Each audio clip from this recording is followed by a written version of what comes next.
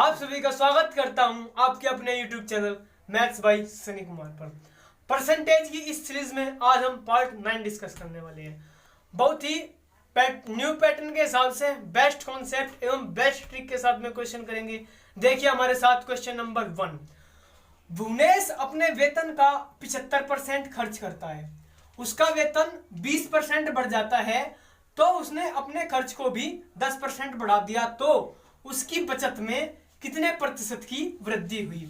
भाई देखो, सबसे पहले मुझे यह पता होना चाहिए कि आय, खर्च और बचत का रिलेशन क्या है आपस में। भाई ये होगा ना, आय बराबर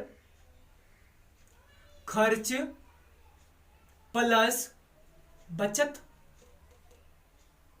ठीक है, किसी की कुछ आय थी, उसमें से कुछ खर्च कर दिया, कुछ बचत, कुछ उसने अपने पास पैसा बचा लिया, तो वही तो आय के इक्वल होगा ना। अब देखो क्या किया उसने अपने वेतन का 75% खर्च कर दिया।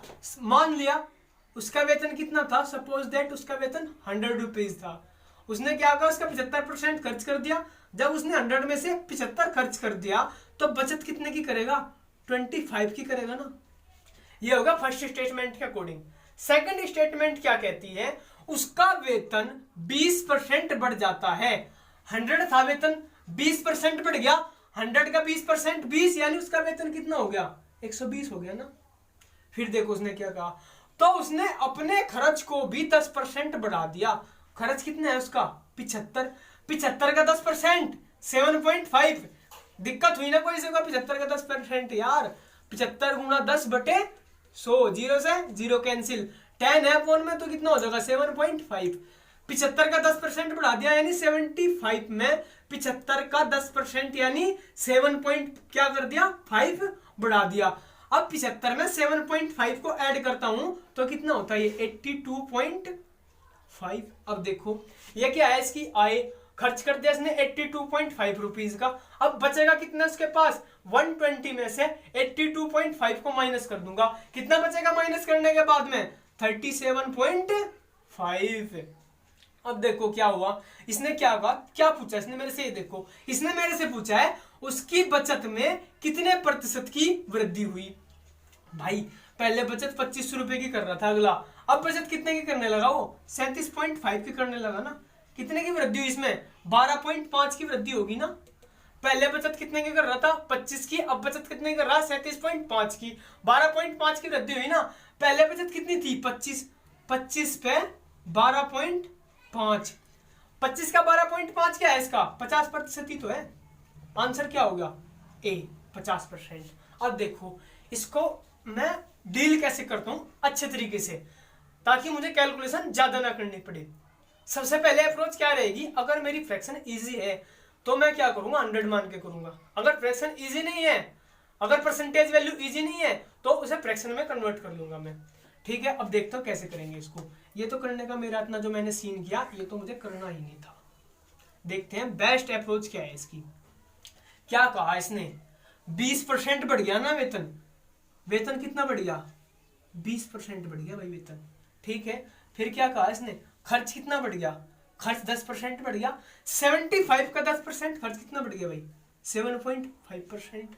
अब देखो क्या था, प्लस, अच्छा 20% ये बढ़ा 7, तो इसकी बचत कितनी बढ़ेगी, 12.5 बढ़ जाएगी ना। अब 25 पे 12.5 की वृद्धि होगी, यानी कितने की वृद्धि होगी, 50% की। Question number 2। मोहित अपनी आय का 80% खर्च करता है।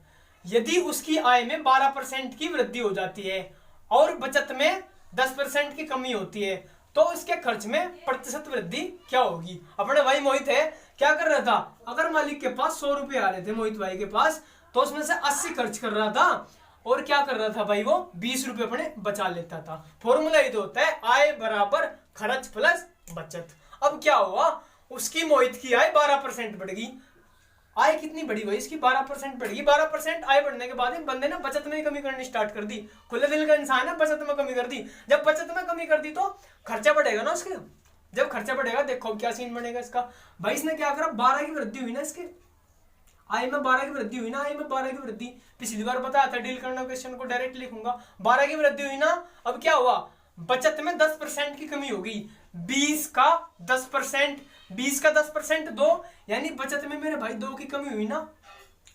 जब बचत में इसने 2 की कमी कर दी तो खर्चे में कितनी की वृद्धि हो जाएगी? 14 की। 14 माइनस 2 यानी 12, 12 की तो वृद्धि हुई इसकी टोटल आय में, और उसने बचत में 2 की कमी कर दी तो खर्च में कितने की वृद्धि होगी? 14 की। पहले खर्च कितना कर रहा था? 80, पहले 80 खर्च कर रहा था, अब 14 की वृद्धि कर दी उसने खर्च के बाद में, मतलब 14 की वृद्धि कर दी। 14/80 गुणा 100, 0 से 0 कैंसिल, 2 पंजे 10, 2 चौक 8, 14 पंजे 70, 70/4 यानी 17.5। अब मुझे एक और बात देखनी थी यहाँ पे मुझे दिख गया था ना भाई, आंसर तो मेरा ए आ गया। इतनी कैलकुलेशन नहीं करनी थी मुझे ऑप्शंस के अकॉर्डिंग, ऐसे ऑप्शन सेट किए हुए हैं। सीजीएल 2018 का क्वेश्चन है, सीजीएल 2018 का क्वेश्चन है ये। एग्जाम ने ऐसे ऑप्शन सेट किए थे कि कैलकुलेशन तो करनी ही नहीं थी। कैसे पता लगा कैलकुलेशन नहीं करनी? 14 की वृद्धि हुई ना, किस पे? 80 पे। इसमें प्राइम फैक्टर दिख रहा ना, एक 14 का, एक 7, 7, तो आंसर क्या है भाई? 7 का मल्टीपल ही होना ना। 7 का मल्टीपल सिर्फ इसमें ए ही है ना, तो आंसर क्या होगा इसका? ए। क्वेश्चन नंबर 3, सुरभि अपनी आय का 75% खर्च करती है। यदि उसकी आय में 20% की वृद्धि होती है और बचत में 1% की कमी होती है तो उसके व्यय में प्रतिशत वृद्धि क्या है? ये बताना मुझे। आय बराबर खर्च प्लस बचत होता है ना भाई, ठीक है भाई। आय क्या है? 75, खर्च क्या है इसका? आय का 75% है। सपोज दैट सुरभि की आय 100 रुपए थी, 75% खर्च कर दिया तो 75 रुपए खर्च कर दिया, बचा कितने लिए उसने? 25 रुपए बचा लिए ना। अब क्या हुआ? यदि उसकी आय में 20% की वृद्धि हो गई, 100 में 20% की वृद्धि होने के बाद में आय में कितने की वृद्धि हो जाएगी? 20 की। 20 की वृद्धि होगी आय में भाई। अब क्या कहा इसने? बचत में 1% की कमी हो गई। बचत 25% का 1% यानी 0.25 की क्या हुई? कमी हुई ना, इक्वल्स टू, तो यहाँ पे क्या है? 20 है, तो यहाँ पे मुझे क्या लिखना पड़ेगा? 22.25 यानी 20.25 की क्या है? वृद्धि हो गई खर्च में पहले की अपेक्षा। ठीक है भाई। अब क्या हुआ? 75 पे कितने की वृद्धि हो गई? 20.25 की। फ्रैक्शन है, फ्रैक्शन को परसेंटेज में कन्वर्ट करने के लिए 100 से मल्टीप्लाई, 25 से काट लिया, 25 से 75, 25 का 100, 4 गुना 20.5 कितना हो गया? 81, 81/3, 3 से काट दूंगा कितना आ जाएगा? 27। Answer A. Question number 4, question number 4, सुधा अपनी आय का 15% बचाती है। यदि उसका व्यय 20% बढ़ता है और बचत में 60% की वृद्धि होती है तो उसकी आय में कितने प्रतिशत की वृद्धि हुई? मान लिया सुधा की आय 100 रुपए थी, 15% बचा रही है, 15% बचा लिया उसने, तो खर्च कितना करेगी? 85 खर्च करेगी ना। अब देख उसने क्या कहा? यदि उसका व्यय 20% बढ़ जाता है, 85 का 20%, भाई देख 85 का 20% उड़ाना ना, 85 गुणा 20% का फ्रैक्शन 1/5, 85 का 20% यानी कितना बढ़ गया? 17 बढ़ गया। अब क्या कहा इसने? और बचत में 60% की वृद्धि होती है। बचत क्या है इसकी? 15 रुपए की बचत कर रही है ना, बचत में 60% की वृद्धि, 15 गुणा 3/5, 50% का फ्रैक्शन हो, 5 से 5, 5 से 15 यानी 9 की क्या होगी? वृद्धि होगी। अब 17 और 9 26, या क्या होगी? टोटल आय में वृद्धि हुई ना मेरी, 100 पे 26 की वृद्धि होगी, तो कितने परसेंट की वृद्धि हुई? 26% की। तो option A 26% answer. Question number 5, एक आदमी अपनी आय का 72% खर्च करता है। यदि उसकी आय में 28% की वृद्धि हुई हो तो उसकी व्यय में 25% की वृद्धि होती है, तो उसकी बचत में प्रतिशत वृद्धि या कमी क्या है? एक आदमी था भाई, आय का 72% खर्च कर रहा था। मान लिया उस आदमी की आय जो है 100 रुपए थी, 100 में से क्या कर रहा हो? 72 खर्च करता है। 100 में से अगर 72 खर्च करता है तो 28 रुपए बचाता है वो। अब देखो अगले स्टेटमेंट में क्या कहता है क्वेश्चन कहता है यदि उसकी आय में 28% की वृद्धि हुई, 100 था, 100 में 28% की वृद्धि यानी 100 में कितने की वृद्धि होगी? 28 की वृद्धि होगी ना 100 में। अब इसने क्या कहा? उसके व्यय में उसके व्यय में 25% की वृद्धि हो गई। 72 का 25%, यानी 72 का भाई 25% का मतलब 25% की फ्रैक्शन 1/4। 72 का 25% 18 की वृद्धि होगी ना, 18 की। अब टोटल इनकम में जब 28 की वृद्धि हो रही और खर्चे में 18 की वृद्धि कर रहा, तो बचत में 10 की वृद्धि करनी पड़ेगी ना, तभी तो जाके मेरा सीन कंप्लीट होगा ना। 28 इक्वल्स टू 18 प्लस 10, 28 से भी तो मेरा इक्वल होगा ये। अब क्या हुआ, पहले बचत कितनी थी, 28 थी, कितने की वृद्धि होगी 28 पे, 10 की। 28 पे कितने की वृद्धि, 10 की वृद्धि। 2 से डिवाइड कर लो, 2 पंजे 10 और 5/14। अब मुझे 1/14 की फ्रैक्शन वैल्यू की परसेंटेज वैल्यू पता है। 1/14 की फ्रैक्शन वैल्यू की परसेंटेज वैल्यू होती है 7.14%। अब 5 की मल्टीप्लाई 7.14% में करता हूं तो कितना आएगा, 35.7% की क्या हो जाएगी, वृद्धि। Option C. Question number 6। Abhishek अपनी आय का 87.5% खर्च करता है। यदि उसकी आय में 11.1/9% की वृद्धि होती है और उसके व्यय में 14.28% की कमी हो जाती है, तो उसकी वर्तमान प्रतिशत बचत क्या है। अब देखो भाई क्या हुआ, मैंने क्या कहा था, जब तक मेरी परसेंटेज वैल्यू इजी थी तब तक तो मैं 100 मान रहा था। अब क्या है, 87.5% है, इसमें 100 नहीं मान सकता ना, पॉइंटों में चला जाएगा सारा क्वेश्चन। तो मैं क्या करूंगा, 87.5% का फ्रैक्शन वैल्यू लिख लेता हूं। 87.5% का फ्रैक्शन वैल्यू होता है 7/8।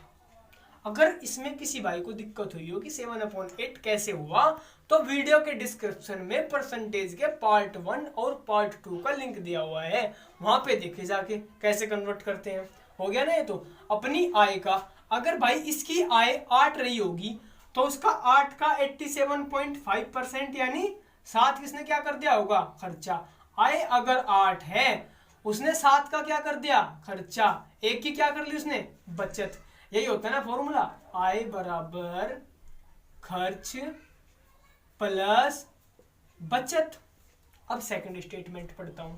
सेकंड स्टेटमेंट में क्या लिखा हुआ है, यदि उसकी आय में 11/1/9% की वृद्धि, 11/1/9% का फ्रैक्शन वैल्यू कितना है, 1/9। ठीक है, 1/9 की क्या हुई, वृद्धि हुई ना। अब मुझे क्या पता लगा भाई, इसमें 1/9 की वृद्धि कर रहा ना मैं, तो मैं इसको 8 ना मान के इस सारे सिस्टम को मैं 9 का मल्टीपल मान लेता हूं, उसमें 9 की मल्टीप्लाई कर लेता हूं। इसमें 9 की मल्टीप्लाई कितना हो गए, 9 8 जा 72, 9 7 जा 63 प्लस 9।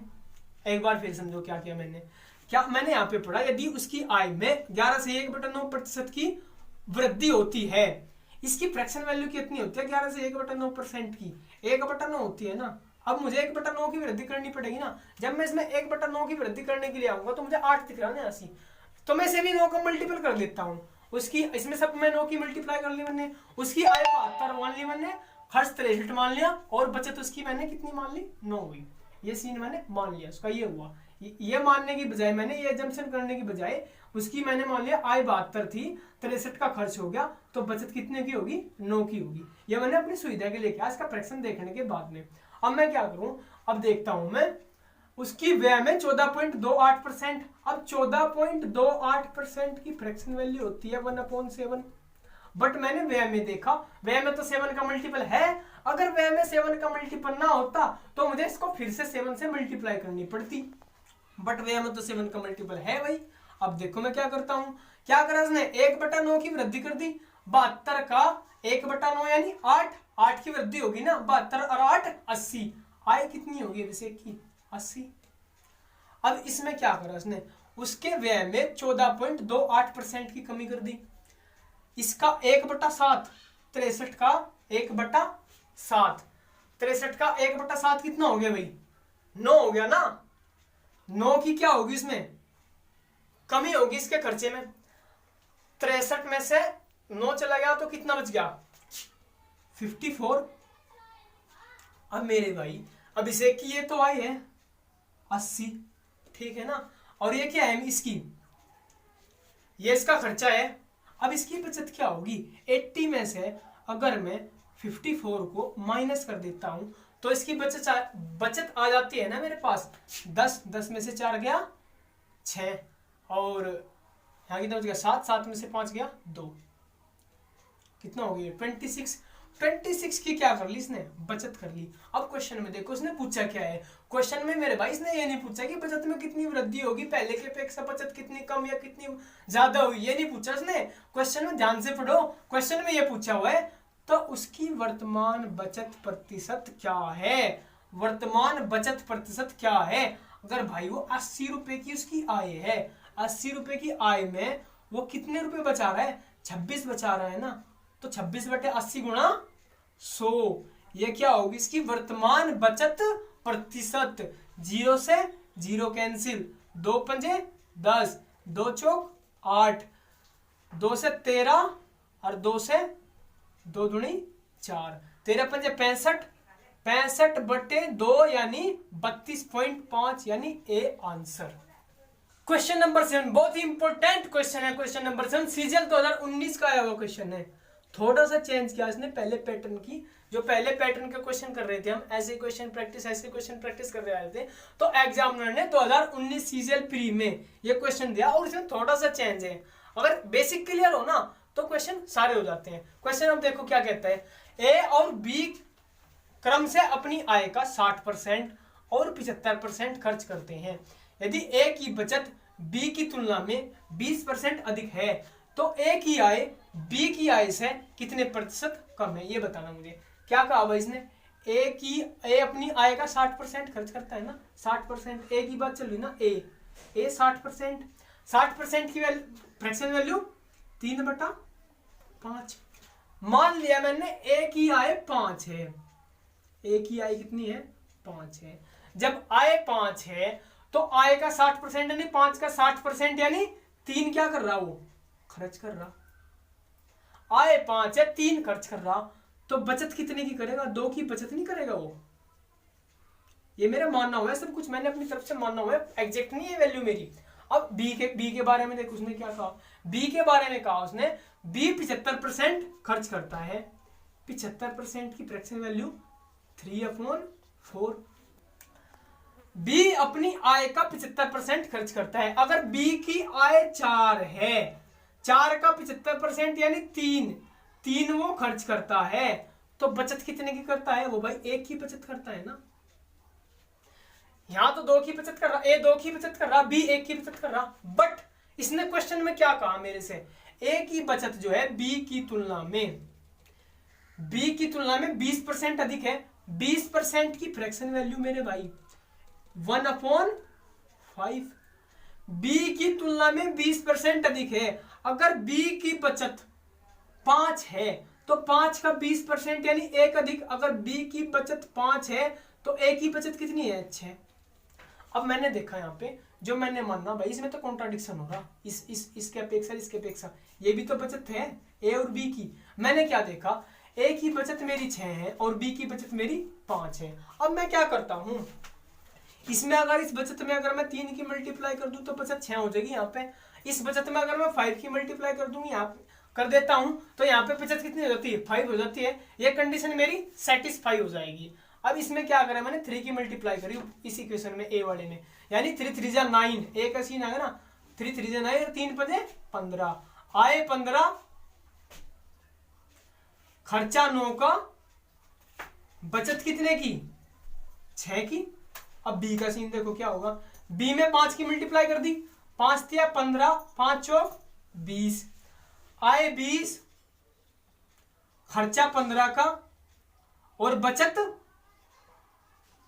5 की। देखो यहाँ पे बी की बचत 5 है कि नहीं, देखो यहाँ पे ए की बचत 6 है कि नहीं। अब क्या पूछा इसने मेरे से क्वेश्चन में, ए की आय बी की आय से कितने प्रतिशत कम है। बी की आय से पूछ रहा ना, बी की आय से, बी की आय कितनी है 20, इसकी आय से कितने कम है, 5 कम है ना भाई। बी की आय 20 है और ए की आय 15 है, कितनी कम है, 5 कम है, यानी 5/20 और इंटू 100। 20 से कम 20, 20 पंजे 100, यानी 25% क्या है, कम है, 25%। Answer D.